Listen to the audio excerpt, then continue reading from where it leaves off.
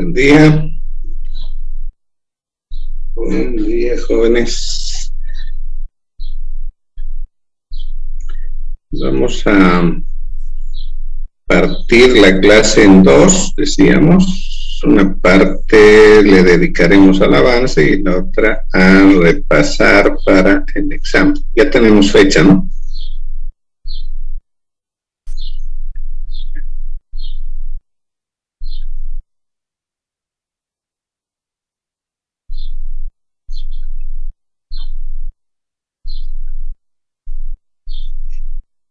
Bien. Entonces, nos ocupamos de los reguladores de voltaje. ¿Qué quiere decir esto?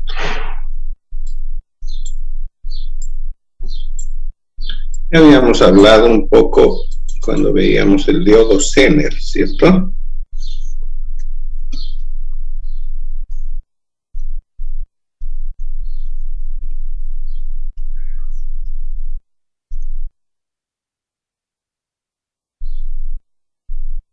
Entonces, vimos que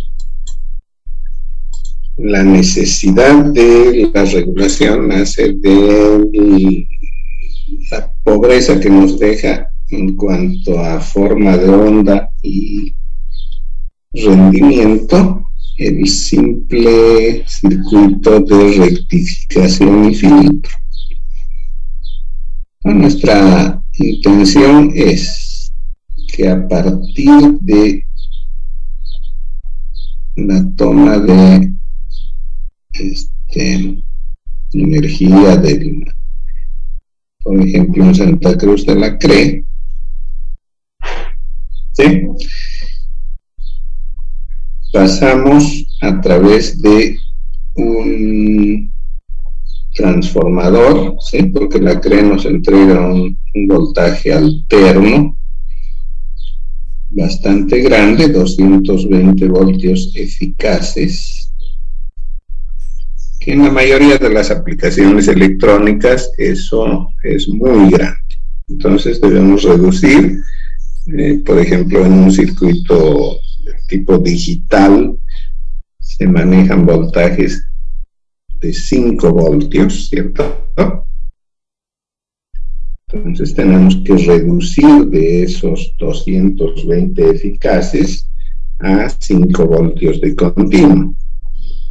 La única forma de hacerlo es a través de un transformador. El transformador, entonces, lo único que nos está haciendo es reducir el tamaño del voltaje obtenido en el primario, ¿sí? Pues tenemos voltaje alterno, que después del transformador va a ser también alterno, pero más chico.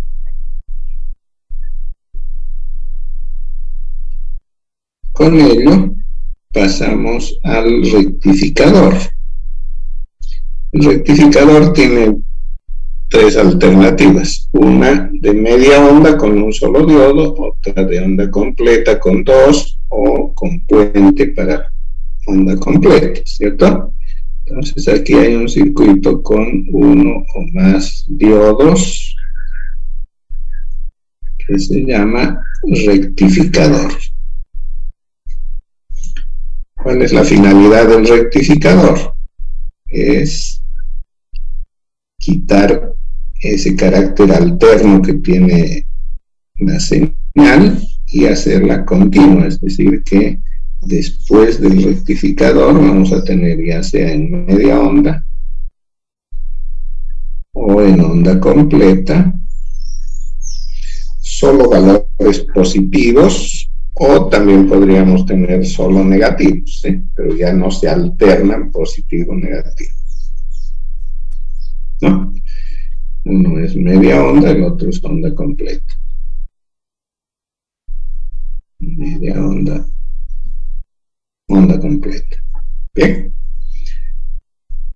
Pero esto es todavía muy oscilante. Entonces, en la búsqueda de mejorar esa señal es que habíamos empleado un filtro, ¿cierto? ¿Qué hace el filtro? Lo que hace es quitar un poco de esa oscilación. Utilizábamos un condensador normalmente, y con ello mejoramos un poco la calidad de la señal. Entonces podemos obtener en ambos casos algo más o menos así. Todavía oscila, pero ya no llega a cero, ¿cierto? Aquí está el cero.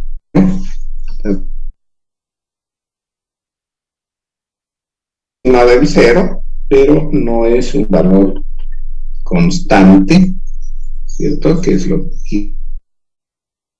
a lo que estamos aspirando. Todavía está oscilando.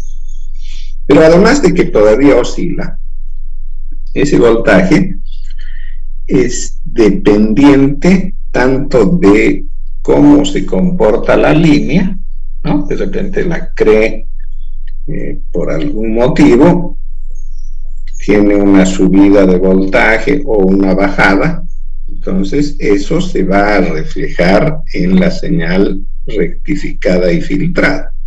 Si baja un poco el voltaje de la CRE, que no ocurre muy a menudo, tal vez bastante lejos, ¿no? Aquí en la ciudad es bastante estable, sin embargo podría haber fluctuaciones, ¿no? Entonces esas variaciones se van a reflejar en el voltaje rectificado y filtrado. El otro tema que es mucho más importante es el comportamiento que tiene con variaciones de la carga, ¿no? Si yo pongo a este rectificador con filtro una carga, por ejemplo, un equipo de amplificación que consume mucha corriente, entonces se va a limitar la corriente haciendo o intentando proveer, digamos, de la corriente que se le exige, y para ello tiene que bajar el voltaje. Si en lugar de ese amplificador pongo otro circuito más exigente, entonces el voltaje, por la menor cantidad de corriente que le estoy exigiendo, va a subir. Es decir, que el voltaje de salida, el voltaje en la carga, depende de cuánto exija la carga. Significa entonces que no es constante. El voltaje hasta aquí varía con la línea, ¿no? Con quien nos proporciona el voltaje alterno en la línea doméstica, y también varía con cuánto le exigimos en la carga. Bueno, entonces hasta aquí tenemos un voltaje casi continuo, todavía tiene sus pequeñas oscilaciones, pero además esas oscilaciones y su nivel de continua varían por defectos de la línea y por cambios de carga. No es necesario siquiera cambiar la carga. Por ejemplo, decía, si yo utilizo esto para un amplificador de potencia de audio, cuando bajo el volumen exijo poca corriente. Si aumento el volumen, exijo más corriente. Entonces está variando la exigencia de corriente y por lo tanto va a variar el voltaje de la rectificación, ¿sí? Y no solo el voltaje medio, sino también los valores mínimo y máximo. Entonces, con la carga se producen variaciones en las oscilaciones. Por lo tanto, es necesario mejorar esto, y para ello es que se utiliza lo que se llama el regulador. ¿Sí? Pongámosle nombres a todos estos elementos. Transformador, ¿cierto?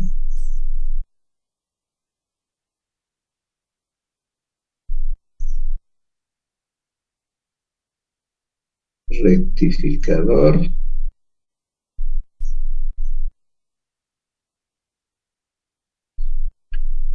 Filtro. Y ahora estamos introduciendo un elemento más, que es el regulador.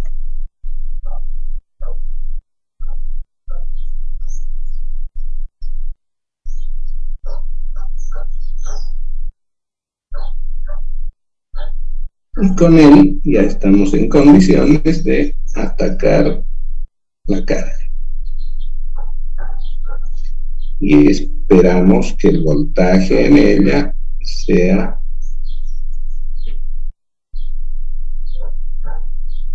tal vez no podemos ser muy exigentes, puede que tenga ciertas oscilaciones, ¿sí? Pero se mantiene aunque cambiemos la carga y aunque la línea tenga algún defecto. Entonces todavía oscila un poco, pero no se ve afectado por la carga ni por las variaciones en la línea. Desde luego que esta exigencia que le estamos poniendo al regulador tendrá sus límites, ¿no? No cualquier regulador va a responder ante exigencias muy grandes. El regulador debe estar diseñado, calculado, construido para la exigencia que vayamos a ponerle, ¿sí? O sea, debemos saber cómo se comporta la línea, también cómo se va a comportar la carga. Entonces el regulador, para su diseño, su construcción, requiere de algunos insumos, ¿sí? Debemos avisarle cuánto de corriente va a consumir la carga, cómo es el voltaje no regulado, ¿sí? Estos son datos que debemos darle. O si queremos hacer el diseño, tal vez lo que vamos a provocar con el diseño es más bien una exigencia hacia el rectificador y filtro. Bien. Ahora, ¿cómo se construyen estos reguladores o cómo se podrían hacer? Veíamos uno con el Zener, pero el regulador con Zener es todavía variable con la carga.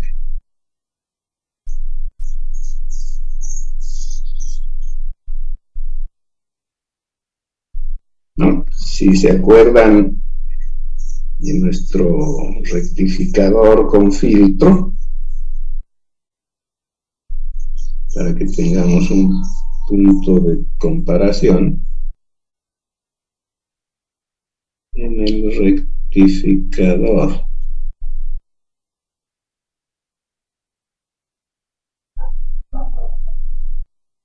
con filtro capacitivo teníamos que el voltaje de salida en su valor medio estaba dado por, no me acuerdo muy bien la formulita, pero me parece que era algo así.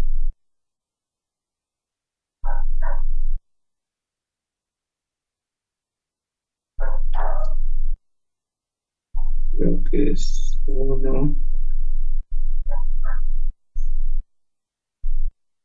sobre 1 menos 2 F R, esta es la resistencia de carga, por C.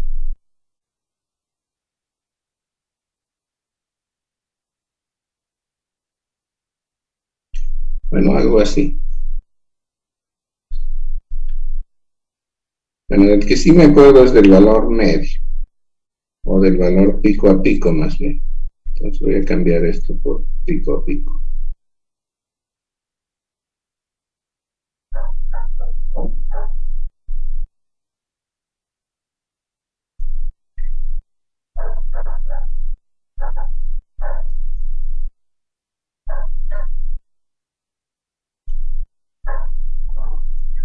Bueno, eso es. Un rectificador de onda completa con filtro. El voltaje de salida pico a pico, o sea, la diferencia entre el máximo y el mínimo, está dado por esta relación. No, mentira. Creo que esto es ahí nomás. Eso es. Entonces, fíjense que ese voltaje pico a pico depende de Vm. ¿Qué es Vm? Es el voltaje máximo o de pico antes del rectificador. ¿Sí? Bueno, habría que quitarle 0,7 voltios, ¿se acuerdan? Por el diodo.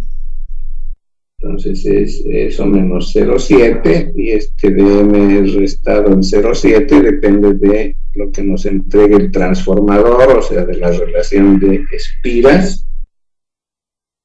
y del voltaje en el primario, y ahí es donde entran las variaciones de la CRE. O sea que este Vm está sujeto a variaciones porque la línea no está garantizándonos un suministro continuo, siempre tiene sus subidas y sus bajadas.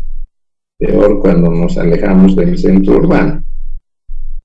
Y también es fluctuante debido a el consumo mismo que se produce en el resto de quienes están conectados a esa línea, ¿no? Si yo vivo cerca del parque industrial donde hay mucha exigencia de energía, hay fábricas, hay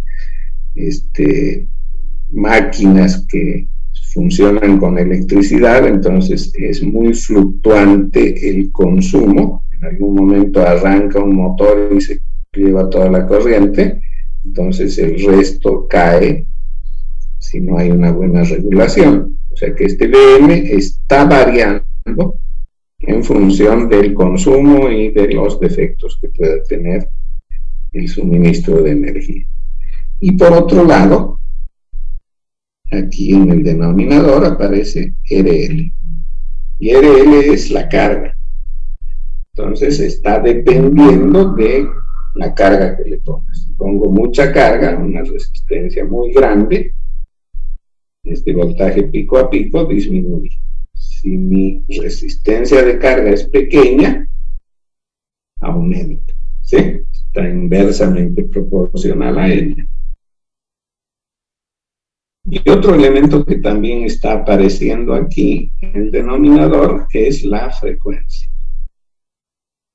Es otro elemento que proviene de la compañía que suministra la energía, ¿no?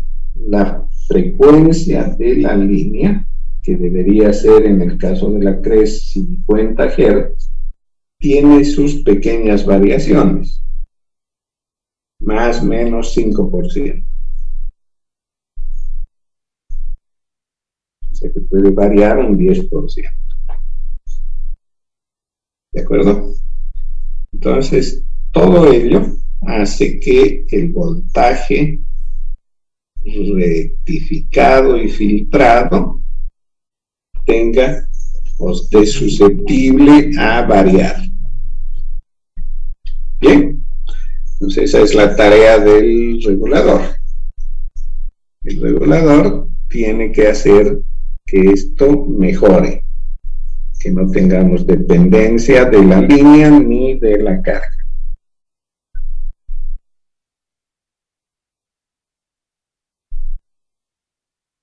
Bien, ahora, existen dos tipos básicos de regulador.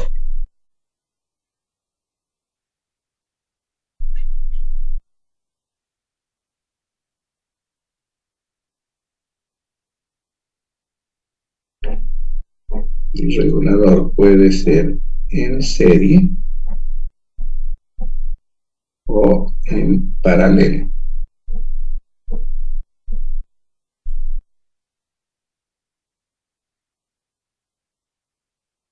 El diodo Zener, por ejemplo, sabemos que se coloca en paralelo con la carga.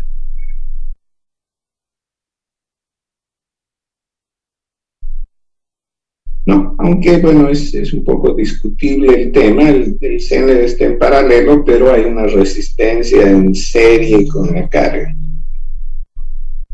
Entonces es un poquito serie y un poquito paralelo. Pero digamos que en general los reguladores pueden ser en serie o en paralelo. ¿Cómo es un regulador en serie? Si esta es la carga, el regulador se va a colocar aquí.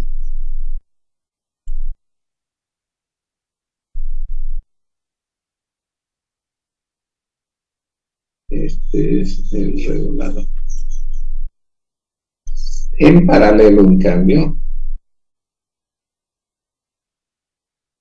siendo esta la carga, el regulador está aquí.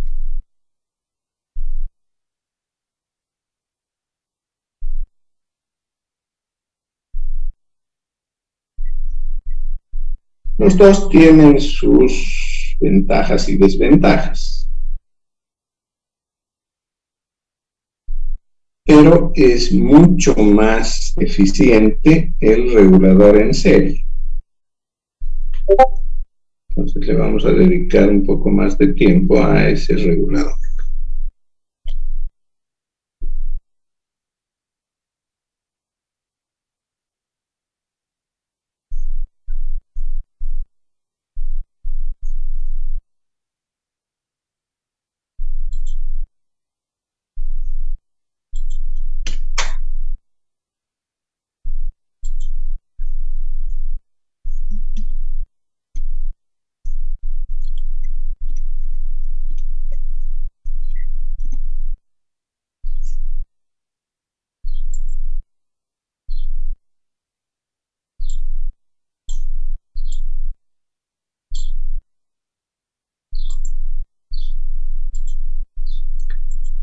Bien.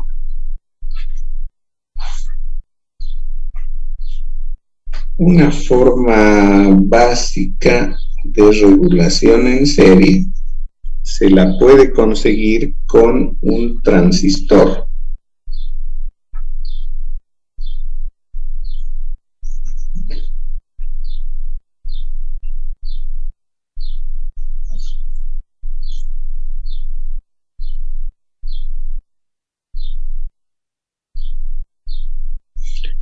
Antes de hacer el circuito mismo del regulador, pongamos los elementos que intervienen. Entonces, si estamos hablando de una carga sobre la que queremos obtener un voltaje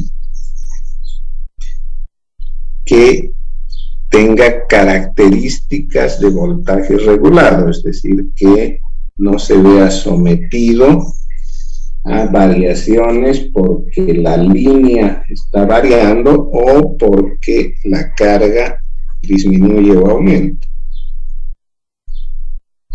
Entonces, le vamos a poner en serie algún elemento que podamos gobernar en función de cómo está el voltaje de salida. ¿Sí? Entonces yo voy a tomar una muestra del voltaje de salida y con esa muestra voy a actuar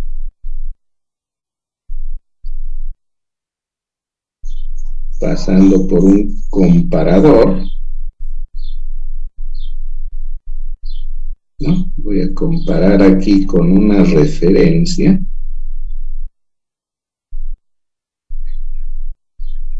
Esta es referencia. Este es el comparador.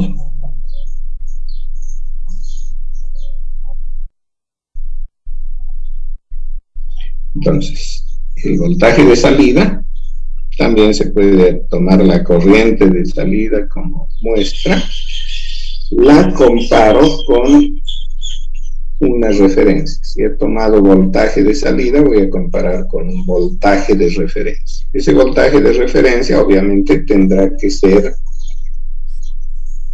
inalterable con la carga y con la línea. Entonces, resultado de esa comparación lo voy a usar para actuar sobre mi elemento serie.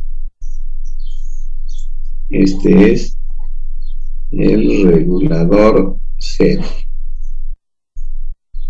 ¿No? Ponemos los elementos acá.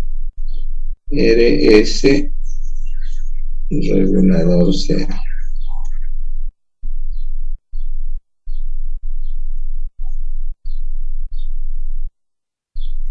El que dice com es un comparador.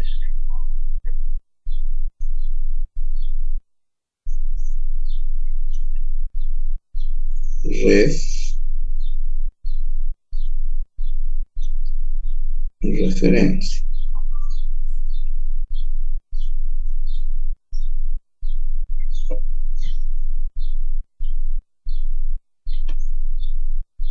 Y esto es el voltaje no regular.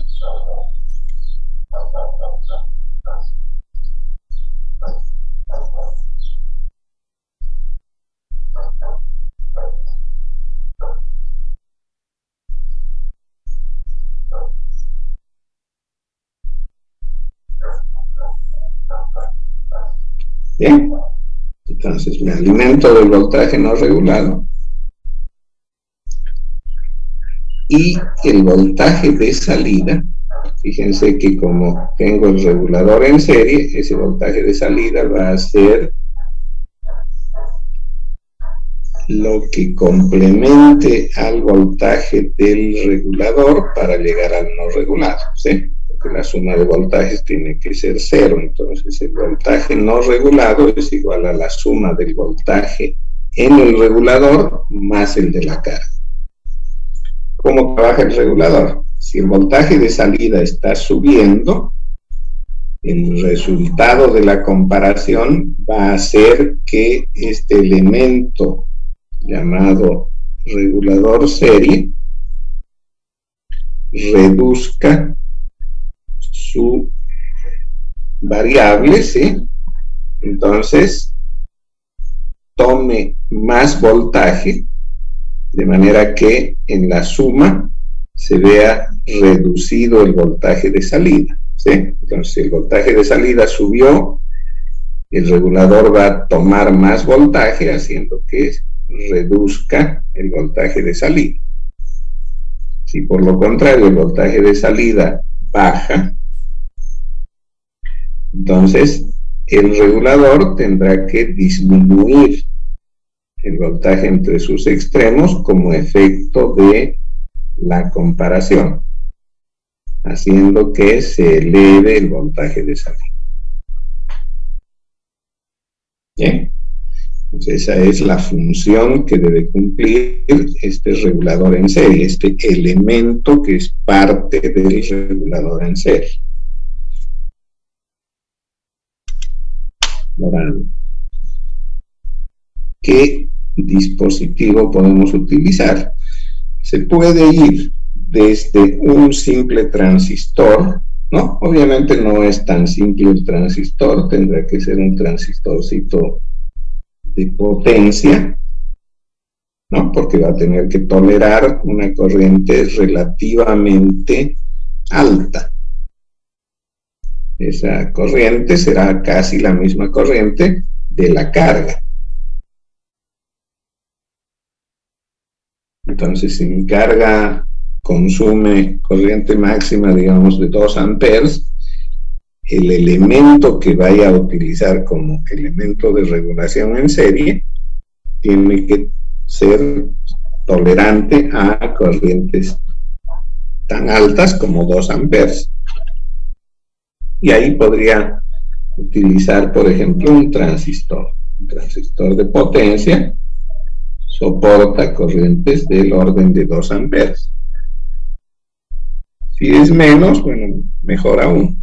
Pero si la corriente en la carga va a ser muy grande, pasando los 2 amperes, posiblemente un transistor de potencia ya no llegue a esos niveles.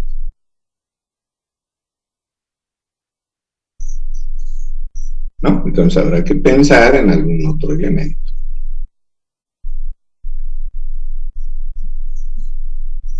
Bien. Entonces, esta es la disposición de elementos para un regulador en serie. Ahora, pasemos al otro elemento, el comparador. Para efectuar la comparación de 2 voltajes, podríamos ir desde lo más sofisticado, que es un amplificador diferencial, ¿no? El cual se puede construir basado en amplificador operacional. Entonces, el amplificador operacional lo que va a hacer, ya sabemos, un operacional tiene 2 entradas.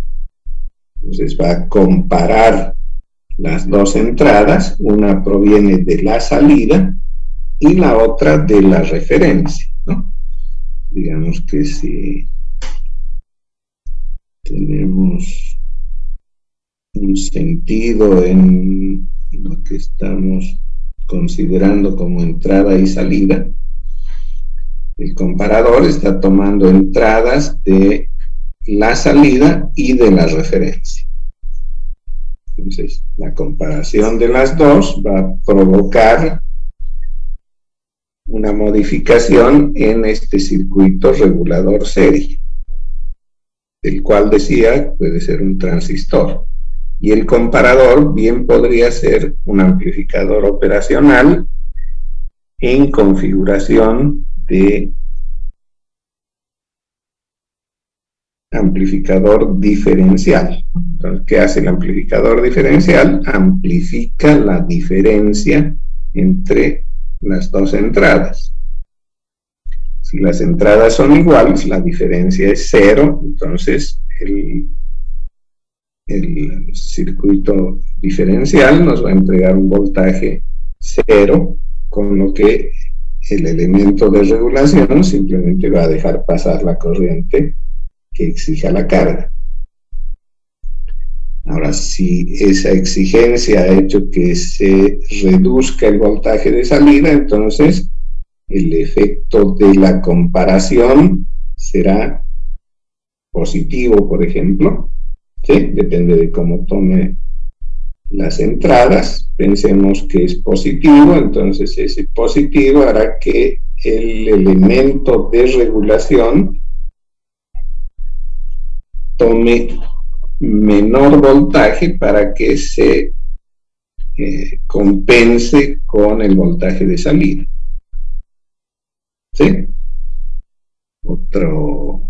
Otra posibilidad es que el efecto de la comparación sea negativo, entonces esto hará que aumente el consumo de corriente para elevar el voltaje de salida.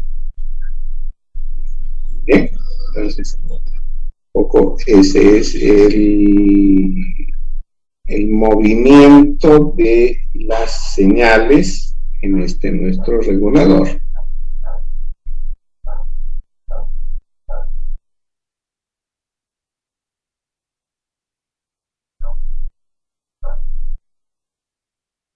Bueno, ya estamos bastante avanzados en el tiempo, no quisiera entrar en detalle con los circuitos todavía, más bien eso nos va a tomar más tiempo. Utilizaremos lo que resta del tiempo para hacer algunos problemas, ¿sí?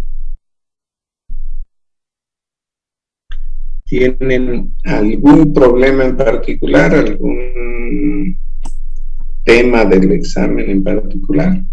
Ingeniero, en el práctico, los últimos ejercicios no tengo idea cómo realizarlos. Si podemos hacer alguno de esos, de los últimos. A ver, esperen un segundito y voy a revisar los enunciados.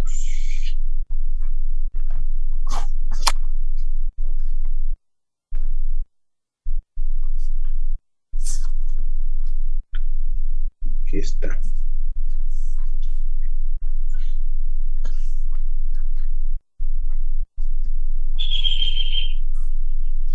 Los últimos, dice. Esto es como un amplificador operacional.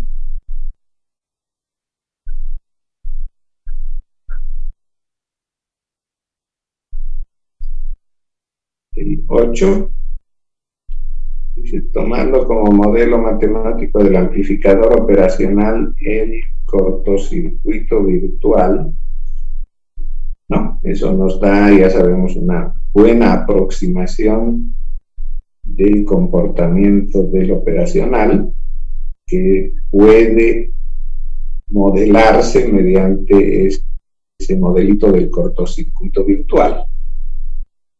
¿Sí? El modelo del cortocircuito virtual, el 8, ¿no ven? Sí.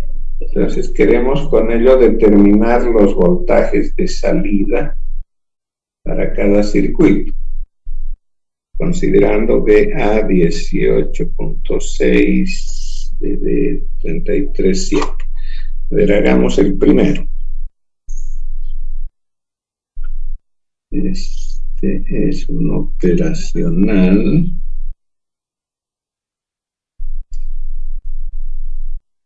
que está en configuración de amplificador inversor, ¿cierto?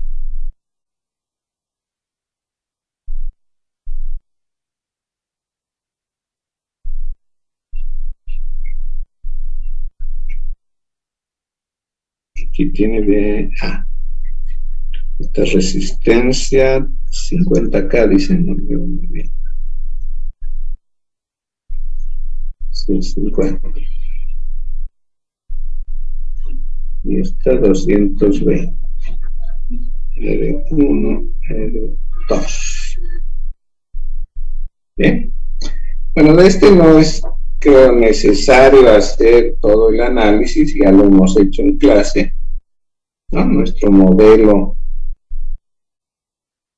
de el operacional, utilizando ese concepto del cortocircuito virtual, quedaría simplemente así.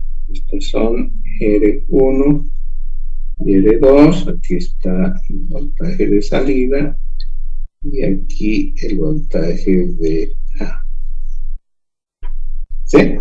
Entonces ya habíamos hecho ese análisis y encontramos que DO es igual a menos R2 sobre R1 de A.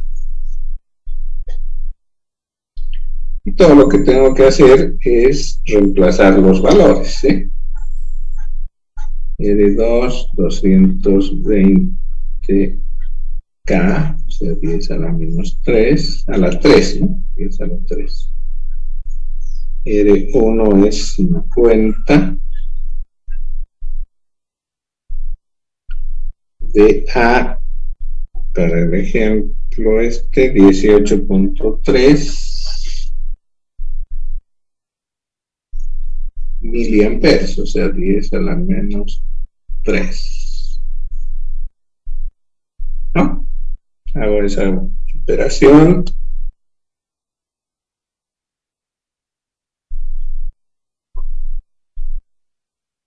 $220 por 18.3 dividido 50. Listo. PO es entonces menos 80.52 voltios.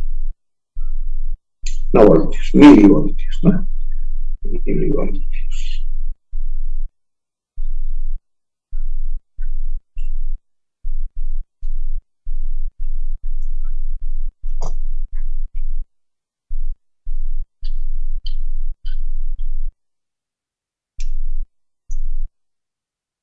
¿Sí? ¿Hay alguna duda?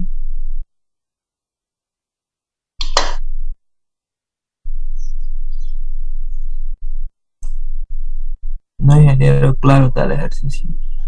Yo aquí me había olvidado de hacer el cortocircuito.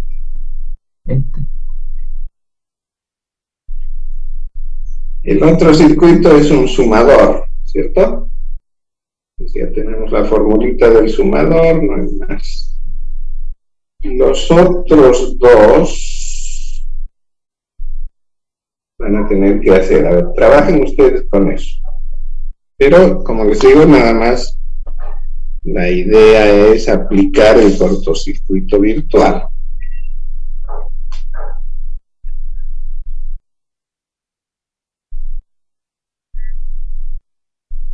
¿Sí? Por ejemplo, en este.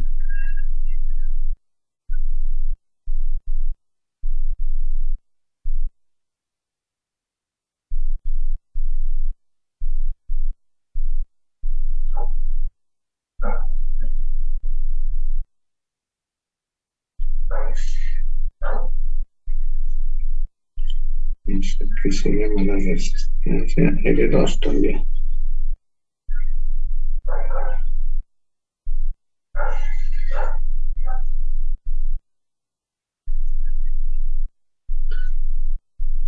Bien, entonces, ¿qué hago? Pongo el operacional como eso nada más, ¿no? Un cortocircuito virtual. Ah, bueno, esto no está a tierra, ¿sí? No es tierra esto. Aquí está la resistencia R1. Y aquí la resistencia R2. La resistencia R2 está conectada a la salida. Y aquí tengo la señal.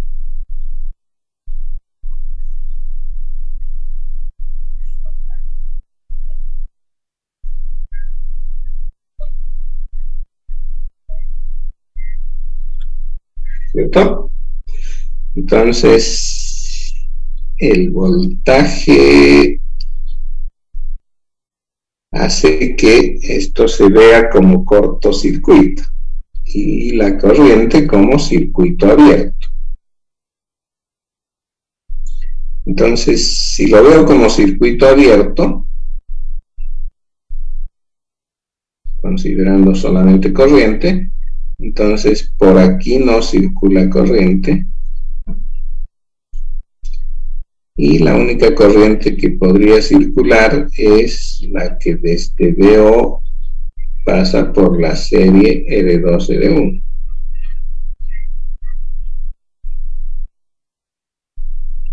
¿Sí? Puedo escribir esa corriente como suma de voltaje, ¿cierto? Por ley de Ohm, ley de Kirchhoff. Entonces voy a seguir el sentido de la corriente, empezando en la fuente, menos VO, más R2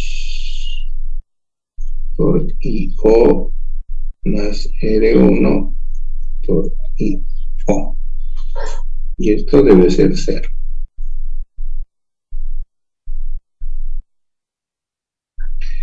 Ahora, desde el punto de vista del voltaje, decíamos que en las entradas del operacional se pueden ver como un cortocircuito. Pues si está cortocircuitado, el voltaje de la fuente BB va a caer directamente sobre R1. ¿Sí? Vale decir que BB va a ser igual a R1 por I.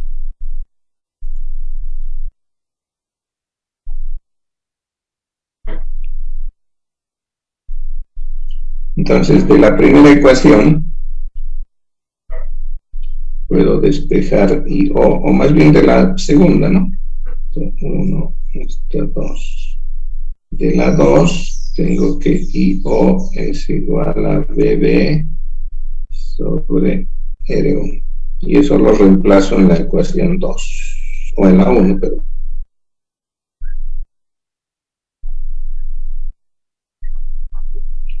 ¿Cierto? Puedo sumar R1 más R2 factorizando IO.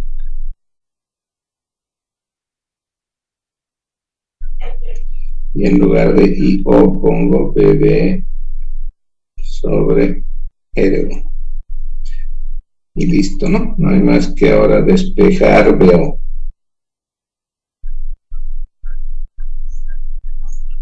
BO es R2 más R1 sobre R1 por BB. Fíjense que aquí el voltaje de salida es proporcional al de entrada. Y dependiendo de cómo son las resistencias, R2 y R1, puede el voltaje de salida ser mayor, ¿sí? De hecho, siempre va a ser mayor porque las resistencias son positivas. Y si distribuyo R1 entre los dos numeradores, podría poner esto como 1 más R2 sobre R1.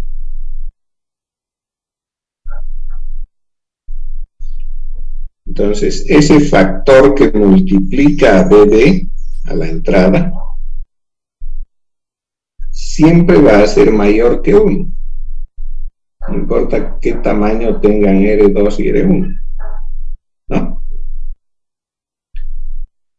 Entonces, esto es un amplificador sin inversión, porque tienen el mismo signo BO y BB. ¿No? Bueno, ya tenemos los valores de R1, R2 y BB, pueden reemplazar y obtener BO. Entonces, se trata de un amplificador sin inversión. A diferencia del que hemos visto en el anterior ejemplo, que es un amplificador inversor. ¿Cierto? Este amplificador en la salida nos muestra lo que tiene la entrada multiplicada por esa relación de resistencias, pero afectada por signo menos, ¿no?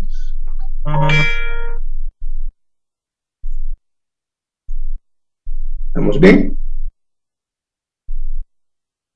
Entonces, este circuito es una forma de amplificador, pero sin inversión. A diferencia del anterior, el que es inversor no siempre va a tener ganancia mayor que 1 en valor absoluto, ¿sí? Porque la ganancia puede ser inclusive menor que 1. O sea que no siempre va a amplificar, depende de cómo son R2 y R1, podría reducir el voltaje de salida versus el de entrada. En cambio, en este no. En este siempre va a amplificar.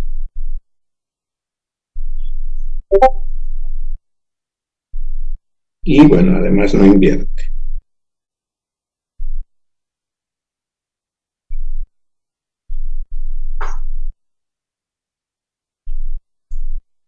¿Qué más? El otro les dejo a ustedes.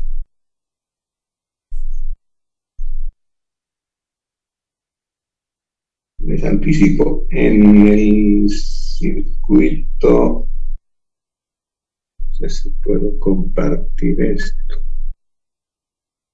Creo que sí.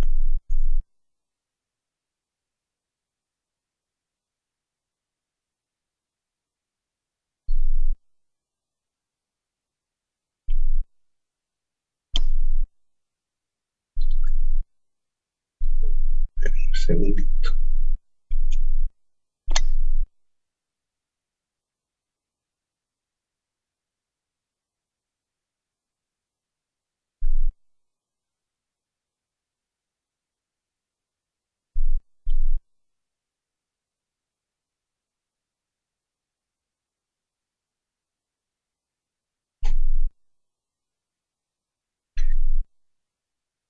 Oh,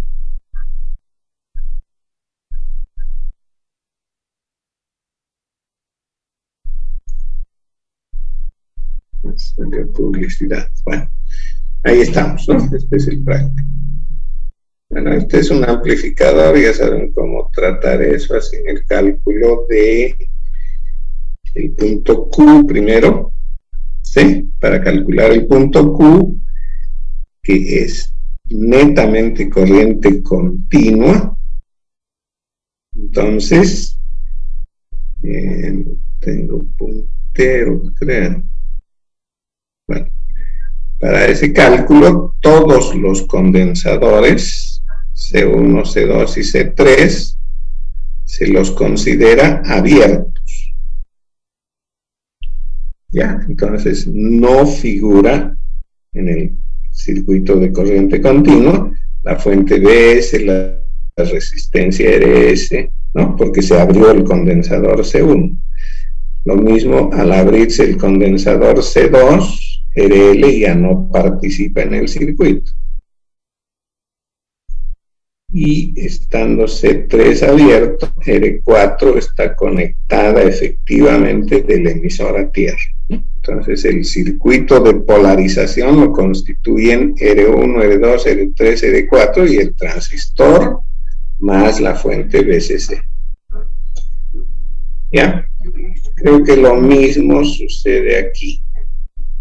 El mismo tratamiento. Condensadores abiertos, ya no hay RL, no hay la fuente BSDS.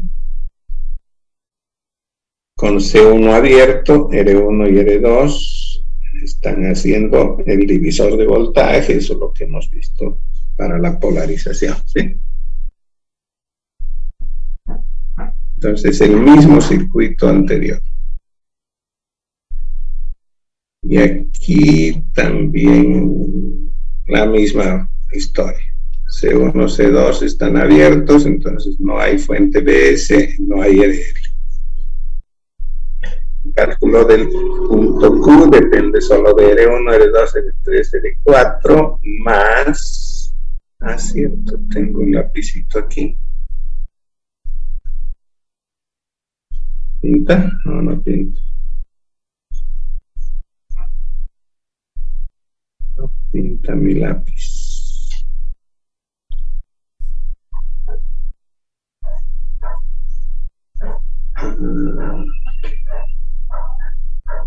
Está basado en...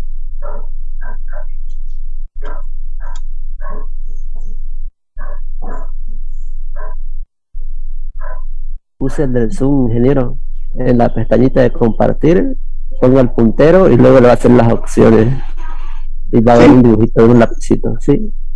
El Zoom. Uso compartido ahí.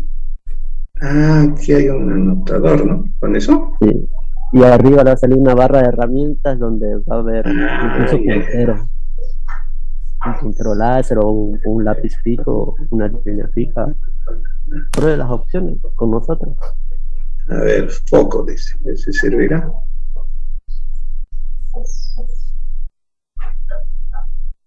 Nada, ¿no? No sirve mi foco.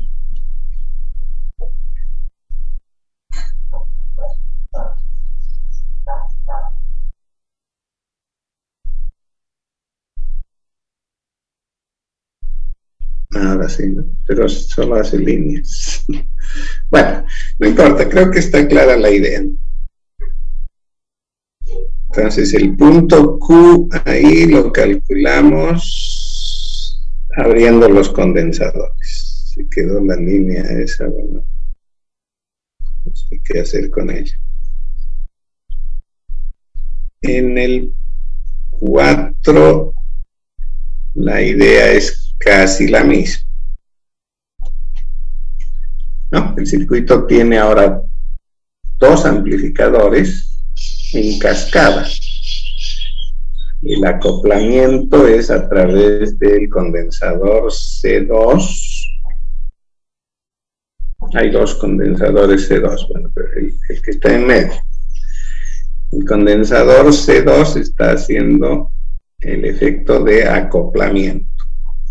Entonces, bueno, es tan que se saben los betas y las corrientes de base del uno y de colector del otro. Bueno, es suficiente para calcular,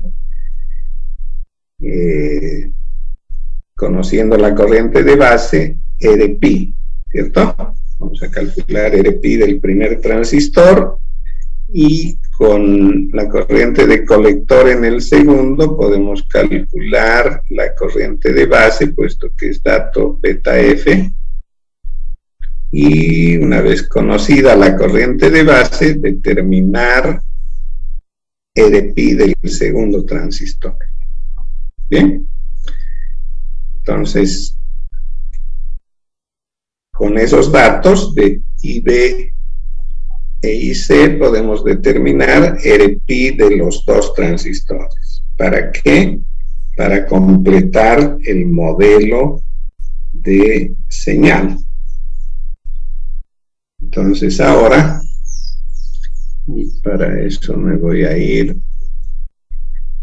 creo que puedo irme aquí.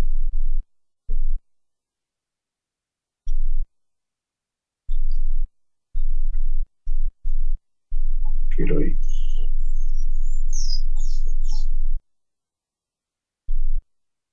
Aquí. Se quedó nomás esa línea, ¿no? No sé cómo la quito, pero no me molesta. Entonces decía que el circuito, una vez calculados los Rpis,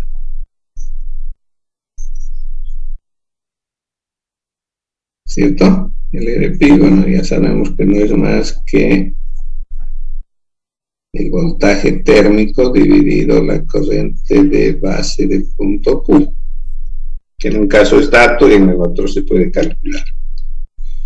Entonces, conocido Rp completo, decía el modelo de cada transistor. Lo voy a poner de este color. El transistor 1 está en configuración de emisor común.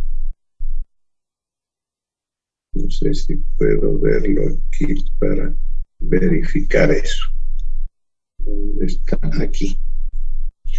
Entonces, el transistor 1 está en configuración de emisor común. ¿Por qué digo eso? Porque la entrada DS está en la base y la salida en el colector. ¿Sí? La salida se acopla a través de C2 con el transistor 2 a través de su base. Entonces, el 1 está en configuración de emisor común. Entra señal por base, sale por colector, el emisor es común. Además, el emisor está a tierra porque para el análisis en corriente alterna, todos los condensadores los consideramos cortocircuitos. ¿Ya? Entonces mi circuito quedaría así. Decía, el emisor está a tierra, entonces en el modelo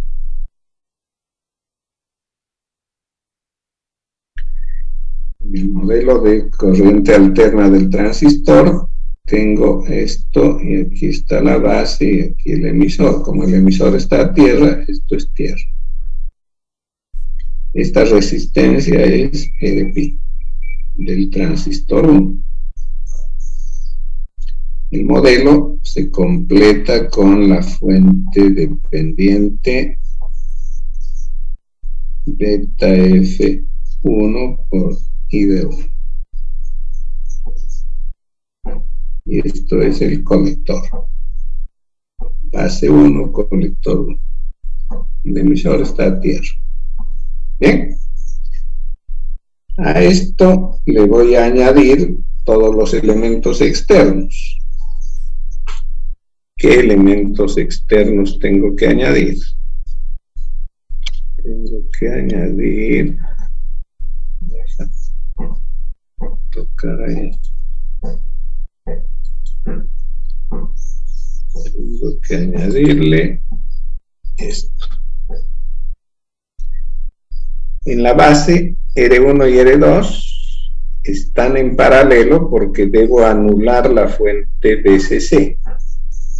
Entonces BCC ahora cortocircuitada me pone tierra en el extremo de R1. Entonces R1 y R2 quedan en paralelo y en paralelo con estas está la fuente BS, puesto que C1 también es cortocircuitado para el análisis de corriente alterna, ¿cierto? Entonces voy a dibujar ahora eso. Aquí. En la base del transistor 1, R1 y R2 en paralelo. Voy a llamar R1, 2. Y paralelo con eso, la fuente BS. ¿Cierto? El condensador está cortocircuitado, va directamente ahí.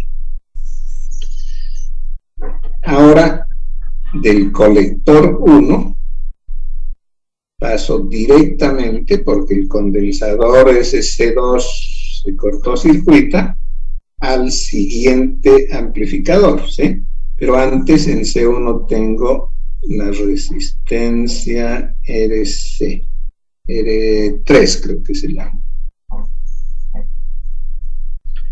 R3.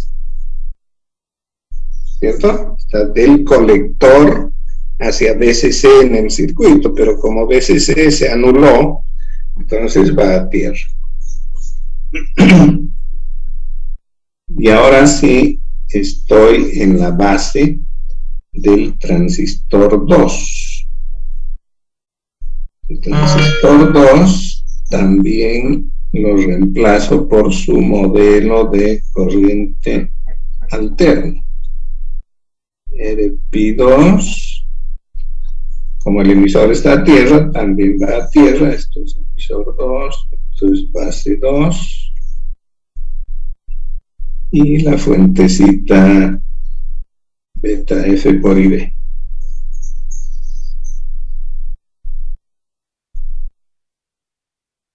Bien, entonces beta F2 por IB2.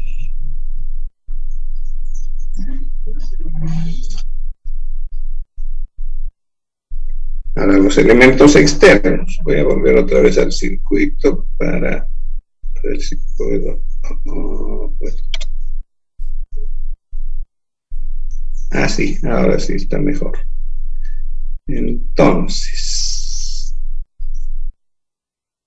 estoy ya en la base del transistor 2.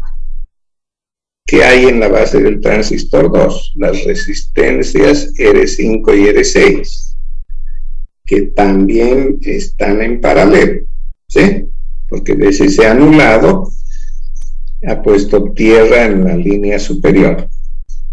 Entonces todo ese nodo de arriba es tierra, por lo que R5 y R6 están en paralelo.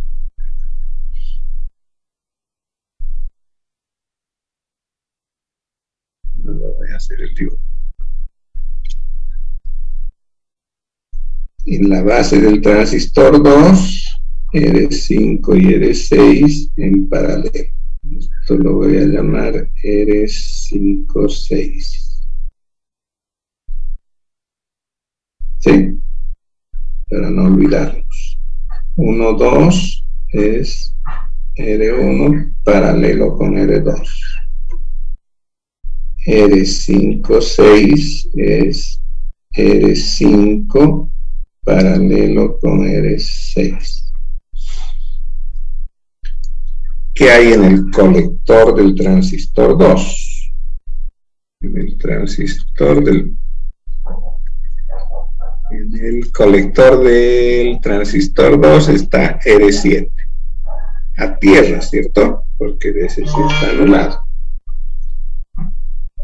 La resistencia R8 ya no aparece porque C3 es cortocircuito.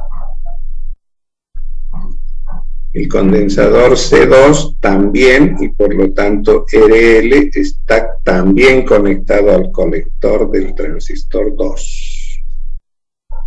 Y ahora puedo dibujar eso.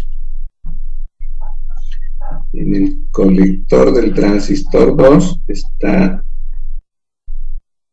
R7 y también RL.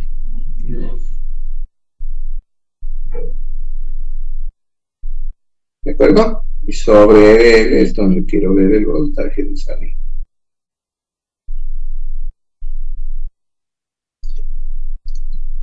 Lo que falta aquí son las IBs. IB1 es esta corriente. IB2 es esta otra. ¿No? Entonces, ¿qué sigue ahora? Ir de la salida hacia la entrada, obteniendo relaciones de voltajes y corrientes para determinar cuál es la ganancia en voltaje. ¿No? Bs es muda. Lo que queremos es encontrar BO como función de Bs.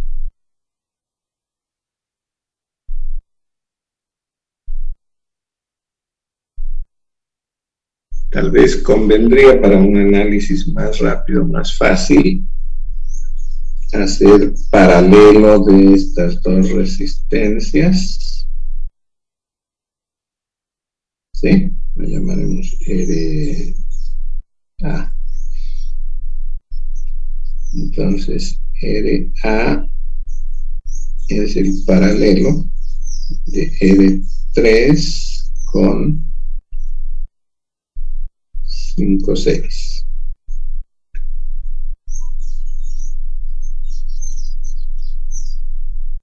Bien, ¿cómo vamos a trabajar? VO es el voltaje en la resistencia RL. Entonces puedo decir que VO es el producto de RL por esta corriente que voy a llamar IO.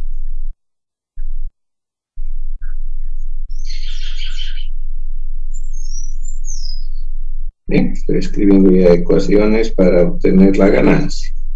VO es IO por RL.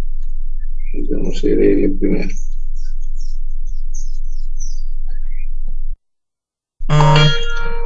Ok. Ahora, ¿qué es IO? ¿De dónde sale IO? IO es una porción de la corriente de esta fuente. ¿Sí? Pero como el sentido de esa corriente es contrario al de IO, tengo que poner signo menos. Digo entonces, IO es por divisor de corriente, R7 sobre R7 más RL de la corriente de la fuente, ¿no? Está contraria, entonces menos beta F2 y B2.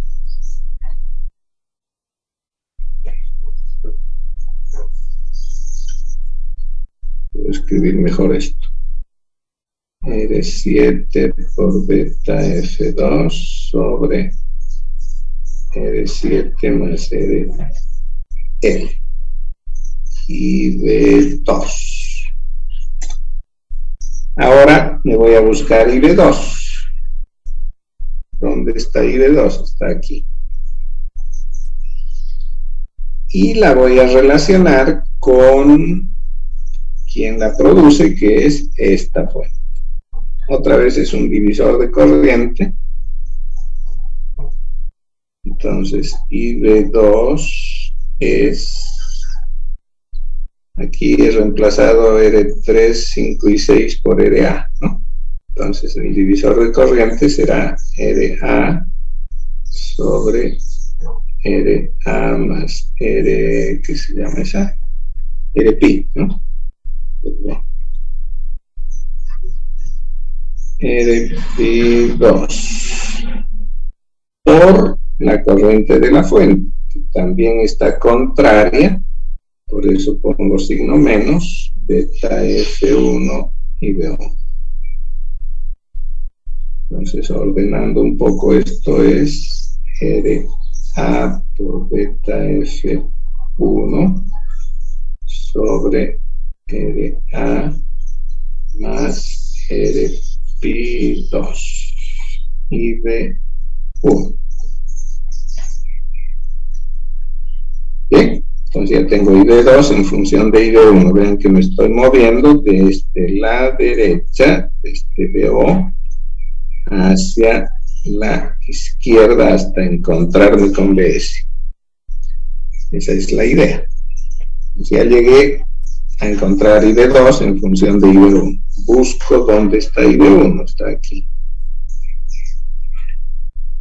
Y otra vez aplico.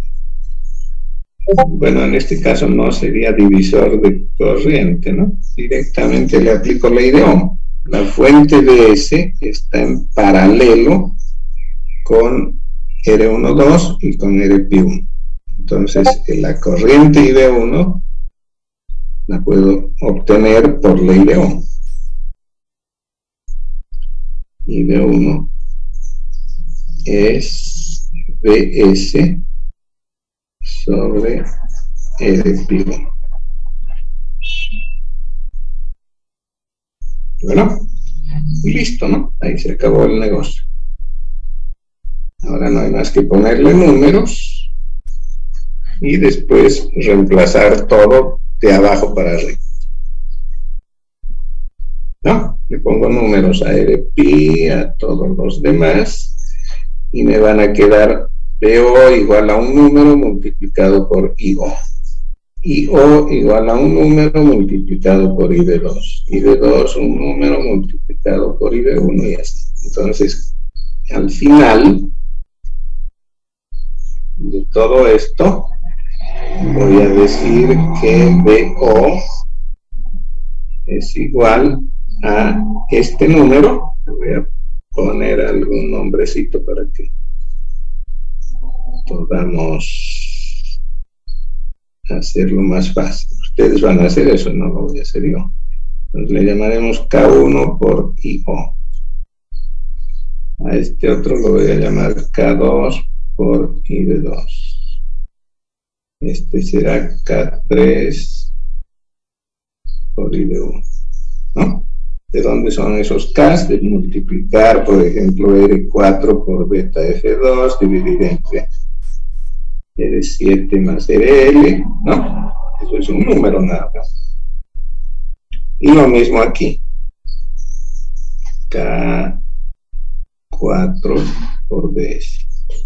Que es K4 es 1 sobre RP. Entonces, finalmente, BO va a ser K1 por K2 por K3 por K4 de BS.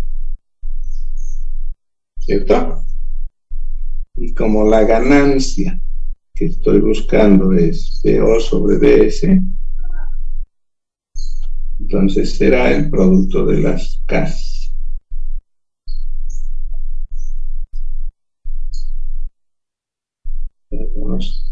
K3, K4. Listo, ¿no? Eso es lo que van a hacer ustedes.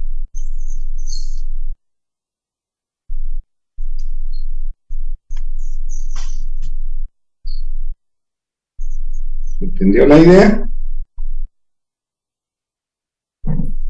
Sí, se entendió, ingeniero. Ok.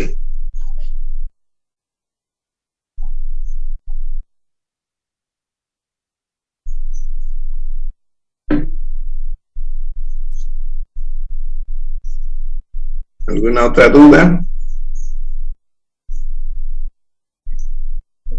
Este práctico lo hacen, ya saben cómo, ¿no? Con lápiz y papel, le sacan una foto, traten de que se vea claro, porque si van a usar un lápiz muy clarito y encima le ponen mucha luz al tomar la foto, no se ve nada. ¿Sí? Entonces busquen las condiciones mejores para que la foto se vea clara, que se pueda leer lo que dice. Si no salió bien, repitan la foto, mejoren la luz, aumenten, disminuyan, no sé cómo, hasta que se vea claro. Entonces sí lo convierten en PDF y lo suben a la plataforma. No, porque yo tengo que revisar eso y lo voy a hacer en la computadora. En la computadora, si aparece una foto en la que apenas se ven unas líneas, no veo nada, le voy a poner 0.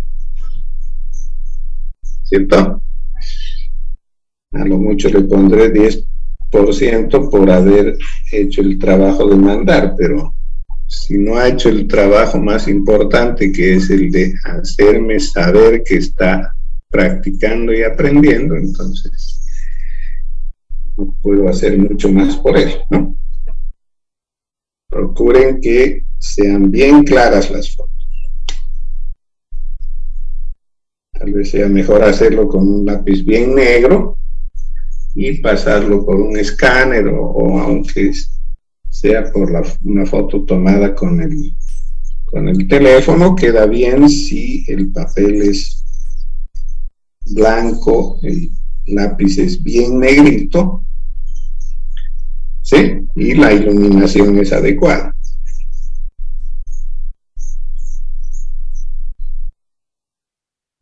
Bien, entonces la convierten en PDF, la suben a la plataforma, eso me facilita para que yo pueda ver y calificar esos prácticos.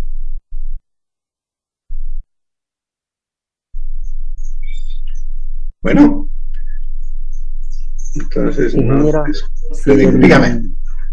Bueno, respecto al lápiz, ¿no? Si lo realizara en una pizarra virtual, ¿no se molestaría a usted, digamos, para que se vea nítido el ejercicio? Y luego lo pasa a un informe PDF. Ah, claro, mucho mejor. Ese sí es bien clarito, ¿no? Sí, sería mejor, ¿no? Claro. Así hacer las anotaciones como usted las está haciendo, se ve claro, digamos, y no habría ninguna complicación en la lectura del PDF. Claro, exacto. Eso es mucho mejor. ¿No? Si tiene una pizarra y un buen lápiz, le quedan bien. ¿No? La pizarra con el mouse es un desastre.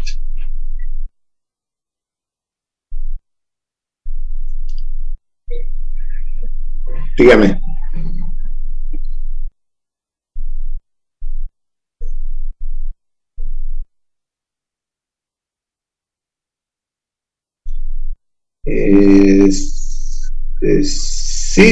Sí. A ver, voy a revisar de todas maneras y les paso la parte que nos interesa para el examen.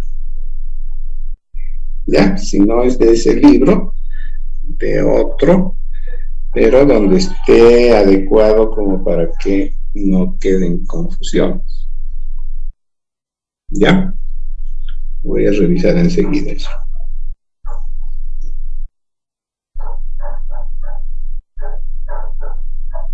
Bueno, nos despedimos. Hasta el lunes, ¿eh? Hasta luego, ingeniero. Hasta luego, cuídense.